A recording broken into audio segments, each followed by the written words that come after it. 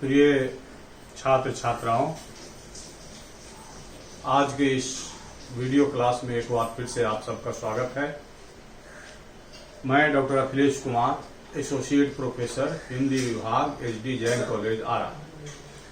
हम लोग काव्य लक्षण देख रहे हैं और यह क्लास है स्नातक खंड 3 हिंदी प्रतिष्ठा का, जिसके छठे पेपर में काव्यशास्त्र, भारतीय काव्यशास्त्र का अध्ययन करना है।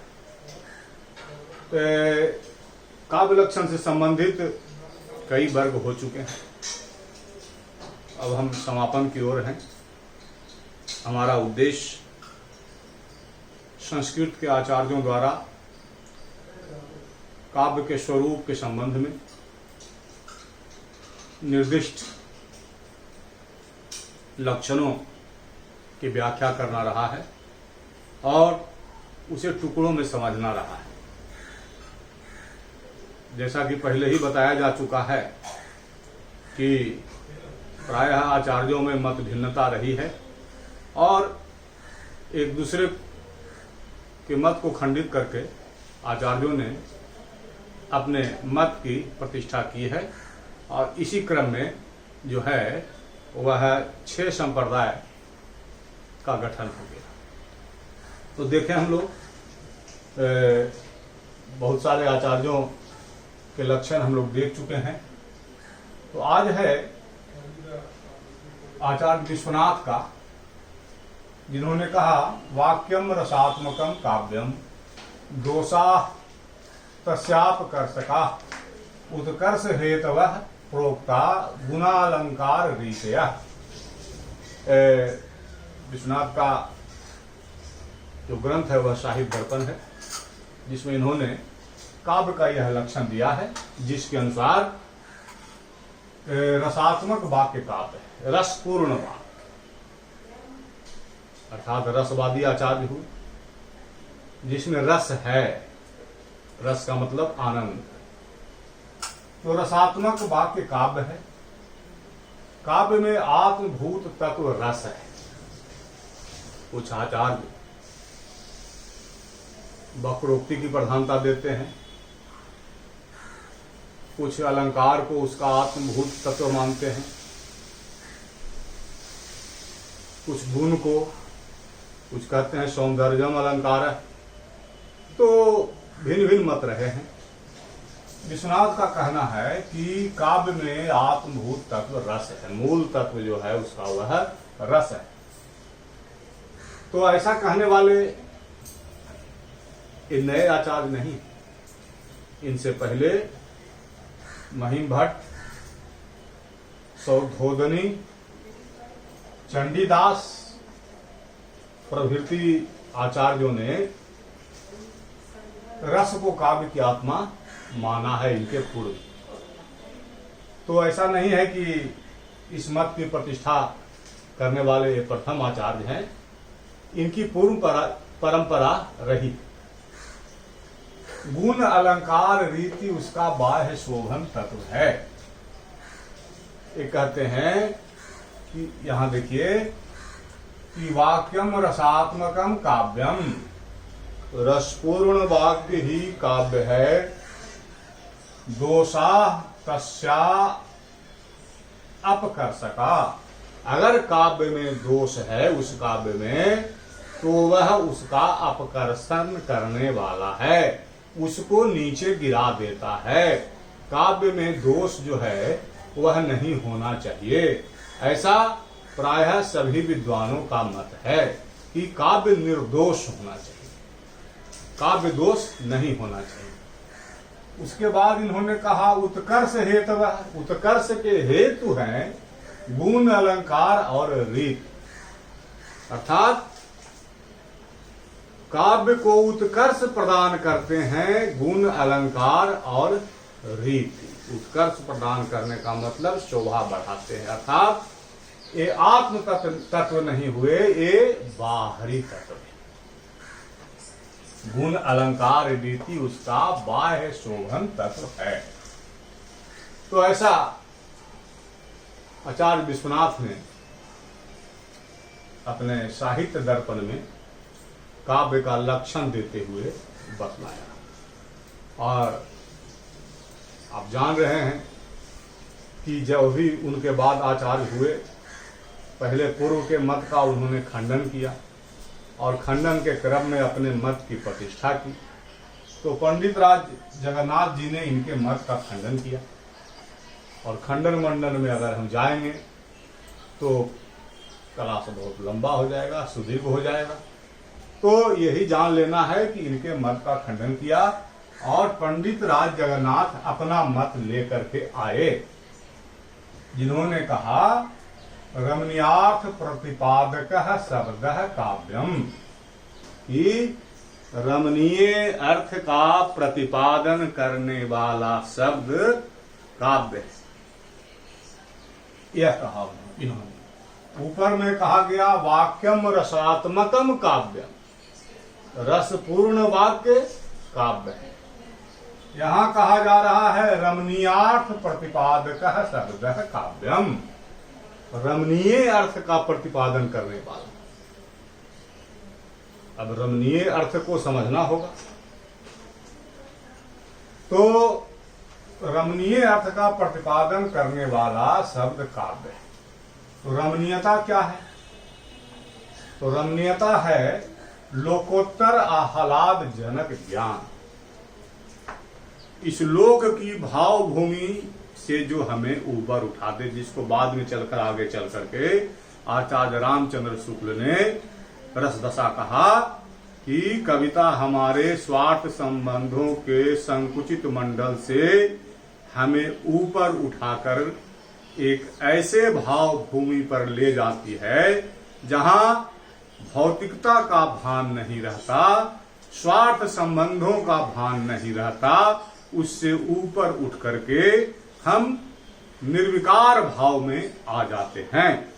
तो रमणीयता से मतलब हुआ लोकोत्तर आह्लाद जनक ज्ञान, यानी इस लोक से जो ऊपर उठा दे, आगे ले जाए।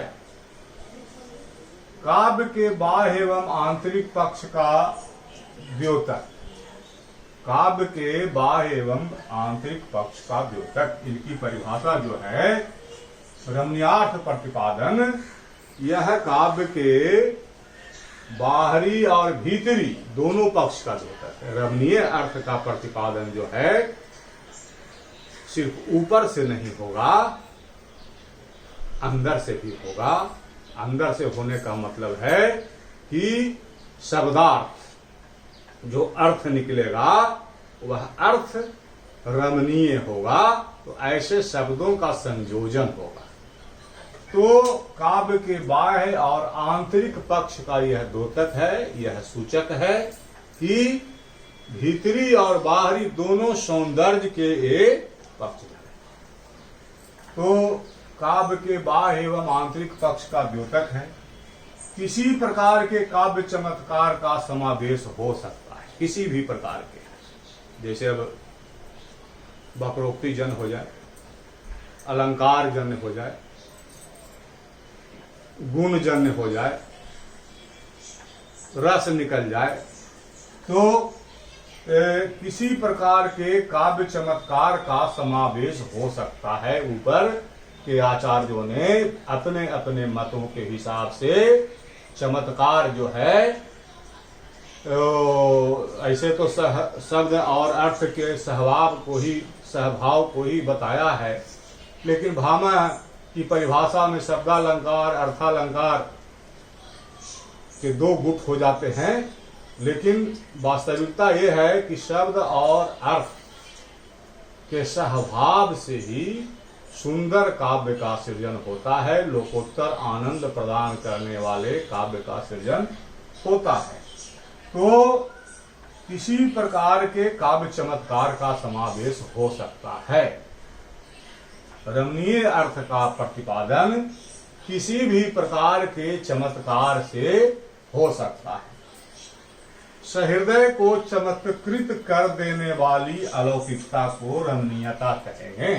कि पढ़ करके हम आनंद विभोर हो जाए। लगे कहाँ थे कहाँ आ गए। जैसे बिहारी के कुछ दोहे हम पढ़ते हैं, तो ऐसी भावभूमि पर लाकर पटक देते हैं बिहारी जिसकी हम लोग कल्पना नहीं करते। अब एक तरोना से संबंधित बिहारी का दोहा है, अजो तरोना ही रहियो श्रुति सेवती अंग, नाक बास बेसर लहियो तजी मुक्तन के संग। तो जहां तक हमारी दृष्टि नहीं जाती है वहां तक उनकी दृष्टि चली जाती है, और एक ही दोहे में दो दो अर्थ का प्रतिपादन हो जाता है। तो रमणीयता इसको कहते हैं। हाँ, तो सहृदय को चमत्कृत कर देने वाली अलौकिकता को कहेंगे रमणीयता। रमणीय अर्थ विशिष्ट शब्दों द्वारा प्रकट होगा। तो रमणीय अर्थ के प्रतिपादन के लिए ऐसे ऐसे शब्दों का प्रयोग करना होगा जो उस अर्थ का बोध करा सके। जैसा कि पिछले क्लास में हमने बतलाया था, चिरजीव जोरी जुरे क्यों न सने गंभीर, को घटिए वृषभानुजा वे हलधर के बीच। तो एक शब्द आया वृषभानुजा,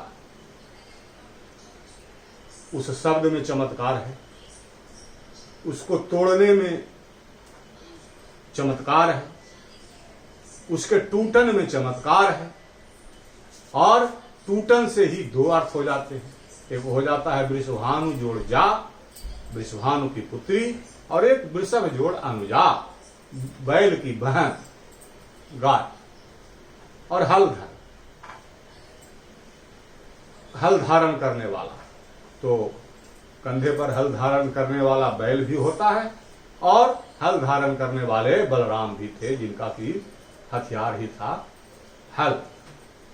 तो इस तरह से वह शब्द जो है चमत्कार लेकर के आता है। उस शब्द में ऐसा अर्थ निकलता है उसके टूटने पर कि चमत्कार होता है और अर्थ की रमणीयता प्रतिपादित होती है। तो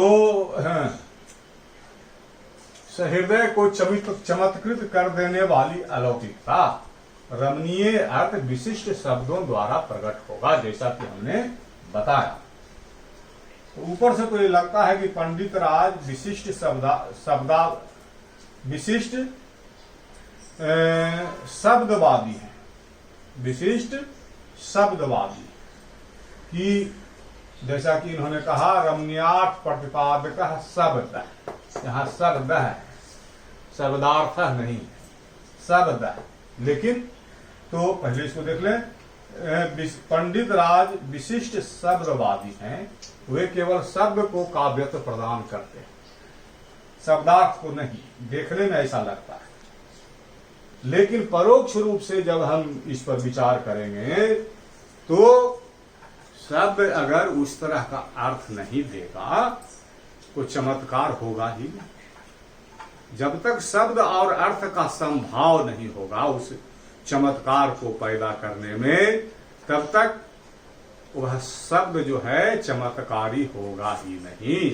इसलिए ऊपर से भले न लगे, लेकिन परोक्ष रूप से अर्थ के साथ नित्य संबंध को पंडित राज जगन्नाथ स्वीकार करते हैं, और शब्द के साथ अर्थ के नित्य संबंध को स्वीकार करना आवश्यक है, क्योंकि यही कवि व्यापार का आधार है। इसके बिना कवि अपना व्यापार नहीं कर सकता, काव्य सृजन नहीं कर सकता। शब्द कहे कुछ, अर्थ जाए कहीं, तो काव्य में सौंदर्य नहीं आएगा, उसमें तो दोष आ जाएगा। तो दोष आ जाएगा तो काव्य जो है का गुण ही नहीं रहेगा। तो हमने आज दो आचार्यों की परिभाषाओं को आपके सामने रखा, और संस्कृत काव्य शास्त्रों की परंपरा के एक प्रमुख आचार्य हैं। इन आचार्यों में से अगर सर्वश्रेष्ठ परिभाषा चुननी हो तो विद्वानों ने जो परिभाषा चुनी वह है मम्मट की। आचार्य मम्मट की परिभाषा को विद्वान संस्कृत आचार्यों की जो भी परिभाषाएं हैं उन परिभाषाओं में सबसे बेहतर मानते हैं, जिसमें उन्होंने कहा क्या कहा? उन्होंने कहा तद 200 शब्दार्थ सगुण वन लंकृति पुनः क्वापी, अर्थात काव्य शब्द और अर्थ की समष्टि है। केवल शब्द और केवल अर्थ को काव्य नहीं कह सकते। काव्य निर्दोष या दोष रहित होना चाहिए। फिर उन्होंने कहा काव्य गुण युक्त हो, अर्थात रस की सत्ता आवश्यक है। जहां गुण होगा वहां रस की स्थिति मान्य होगी। फिर कहा काव्य सामान्यतः अलंकार युक्त हो, किंतु कहीं कहीं रस के पूर्ण होने पर भी यदि रचना में अलंकार का अभाव हो तो काव्यत्व की हानि नहीं होगी। ऐसा जो है आचार्य मम्मट ने अपने काव्य प्रकाश के माध्यम से काव्य का लक्षण देते हुए बतलाया। तो संस्कृत आचार्यों के काव्य लक्षणों में समीक्षकों ने आचार्य मम्मट के काव्य लक्षण को ही सबसे बेहतर माना। तो इसके बाद काव्य लक्षण की परंपरा तो निर्बाध रूप से चल रही है और जब तक साहित्य सृजन होगा तब तक काव्य का लक्षण भी विद्वान देते रहेंगे। हिंदी साहित्य के रीति काल में बहुत सारे आचार्य हुए जिन्होंने काव्य का लक्षण दिया। अलंकारवादी केशव हुए, यद्यपि सुजाति सुलक्षणी सुवरन सरस सुवीर भूषण बिन विराज ही कविता बनिता में। तो आधुनिक काल में एक से एक आचार्य हुए, विद्वान हुए। आचार्य हजारशा द्विवेदी, आचार्य महावीर प्रसाद द्विवेदी, आचार्य रामचंद्र शुक्ल, जयशंकर प्रसाद, ऐसे ऐसे माने हुए कई विद्वान हुए जिन्होंने काव्य के लक्षण का निर्धारण करने का प्रयास किया। लेकिन हमारा उद्देश्य भारतीय काव्य शास्त्र के अंतर्गत संस्कृत के आचार्यों द्वारा निर्दिष्ट परिभाषाओं का ज्ञान प्राप्त करना था, अपने छात्रों को उससे अवगत कराना था। आगे की परिभाषाएं हम समझते हैं कि हमारे छात्र को आसानी से उपलब्ध हो जाएगी, खुद ही देख सकेंगे। तो उसे खुद ही देखें और समझने की कोशिश करें।